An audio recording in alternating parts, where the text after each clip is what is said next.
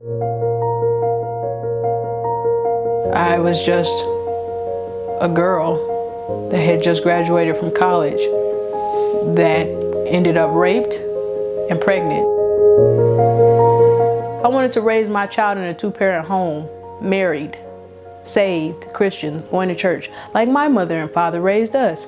I didn't want to do it like this. I didn't want to be, first of all, I didn't want to be raped to have a kid. Second of all, I didn't want to have a kid out of wedlock. But I said, if I ever get pregnant, I want my first child to be a boy. I made my first appointment with Essential Pregnancy Services in the Benson area. I went to EPS, they did an ultrasound, they confirmed how far I was. When I found out the sex of the baby was a boy, I started crying. And so while I was mourning over the way he was conceived, I was elated at the fact that it was in fact a boy. I still had my mind made up, and I still had my money saved, and I still had a confirmed appointment for the very next day. I told the nurse, I'm gonna have an abortion. She said, you wanna know the sex of the baby so you can have an abortion? I said, no, I wanna know the sex of the baby just for my own mental well-being, but I'm going to have an abortion regardless. I'm saving up money. And she said, there's options. You don't have to abort your child. You can put your child up for adoption. Well, the selfishness in me said, if I can't have him, nobody will have him. When you've been raped, you feel filthy, dirty, you know? You feel like a wall that's full of graffiti and somebody just spray painted on you and you can't get it off. And every time you take a bath, you're scrubbing your body, but you can't scrub that pregnancy out of you. I went ahead, went to sleep, I slept on it. Next morning, as I'm walking across the parking lot, down in Bellevue, standing on the sidewalk, holding signs, and they're calling out, I went across and I was looking at the lady in her face and I was getting ready to say something slick to her. And the woman grabbed my hand and she said, honey, I don't know what you're gonna do today. She said, but if you're gonna have an abortion, think about it. You might be getting ready to have the most amazing little boy you've ever laid your eyes on. When she said that, how do you know I'm having a little boy? How do you know the significance of me having a boy? How do you know what that means to me? It meant a lot to me. When she said that, next thing I know, I'm walking across the street with her. Enoch was born at 37 weeks. Nobody knew he was coming that early, but he was born on September 8th. The moment they laid him on my chest, I cried. And all the thoughts of wanting to have an abortion, yeah, I know he came the way he came, but I felt disgusted with myself when I held my baby. When my baby was on my chest, I said to myself, how could I think about? But we think about those things in a moment of desperation. You're overwhelmed, your mind is going 100 miles per hour, and you haven't fathomed what it's going to be like to hold you on you.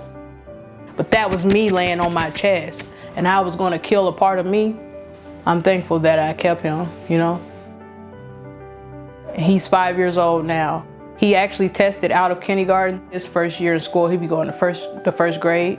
And that's the story of how I kept Enoch. EPS has been essential for both Enoch and Eden. Eden is not planned. Eden is the product of ultimatum. It was sex or no me. Well, I wanted him. I was in love with him. So I had sex. And I vowed to myself I'd never have another kid after I had Enoch. And I meant that. I immediately called to have an abortion. Immediately. I went to the appointment, and while I'm walking across the parking lot, I'm saying to myself, this time I'm gonna have this abortion. Ain't nobody gonna change my mind. And my mind is saying, you know you was raised better than that. Blah, blah, blah, blah. Don't have no abortion. You know that's not right. You're a Christian. You believe in God. And I'm still walking across this parking lot, and in an instant I say a prayer. I prayed. And so I walk across the parking lot, and to calm these thoughts, I say, God, I know that abortion is not your will, but if it's not your will, you're gonna have to prove it to me. Because when my hand touches that doorknob, I'm having an abortion today. And just as I said that, I went to touch that doorknob, and a little lady called across the parking lot and said, hello there, friend. And so I went over to her. I said, "Are you talking to me?" She said, "Yeah." Before I knew it, she said a quick little prayer and I was walking across the street. My sister was the only one there when I had Eden. Just me and her. No father, no dad, no man signing the birth certificate, no man taking the pictures, and no man smiling and laughing and bouncing the baby, just my sister. I cried. I regretted the appointment that I made to get rid of her.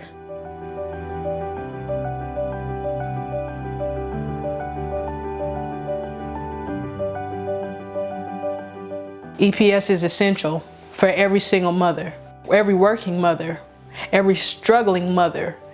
EPS is there to say, I understand your thoughts. I'm just here to reason with you.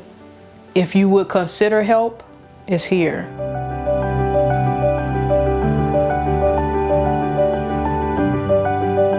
I cannot say thank you to EPS.